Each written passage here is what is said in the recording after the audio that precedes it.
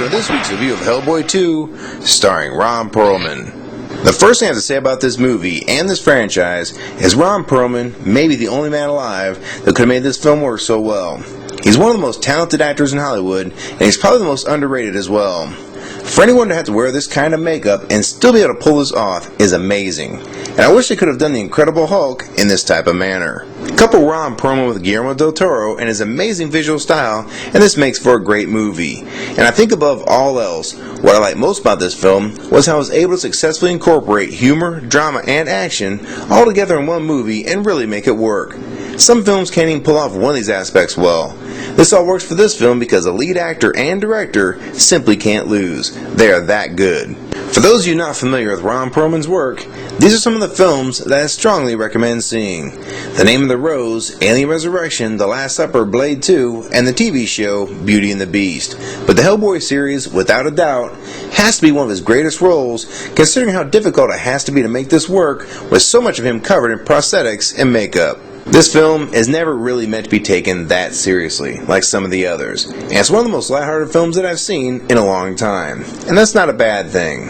And the scenes where they were drinking will probably remind many people of their days in college. What was very impressive were the action scenes. They were spectacular. The speed and movement was brilliant. And not since the original Blade in Episode 1 have I seen these kind of fight scenes work so well in a Hollywood-produced movie. And I can't remember laughing this much at a movie in a long time. And this may be one of the few times that I actually laughed out loud during a fight scene, when he fights Johann in the locker room.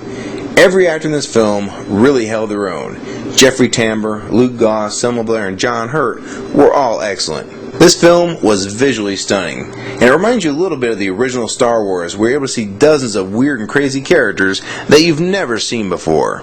This movie really delivered in almost every way I'd hoped after seeing the first film. It had great action and drama, a sense of style and humor, and it was beautifully filmed. And as I've said before, the most important part of any film is how they'll end it.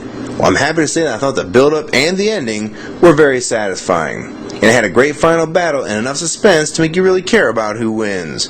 This movie delivered a solid ending to this second film. Overall, I would say if you want to have some fun in the movies this weekend, check this one out. There aren't many movies like it out there. And the only thing bad about this movie is I don't think enough people will see it on opening weekend. And since we all know what movie's coming out next weekend, this will have to have virtually all success in its first week. So I hope you give this movie a shot, and I don't think you'll regret it. I thought this was a great time at the movies. From overall rating, I give Hellboy 2 4.5 stars. You'll shoot your eye out, kid.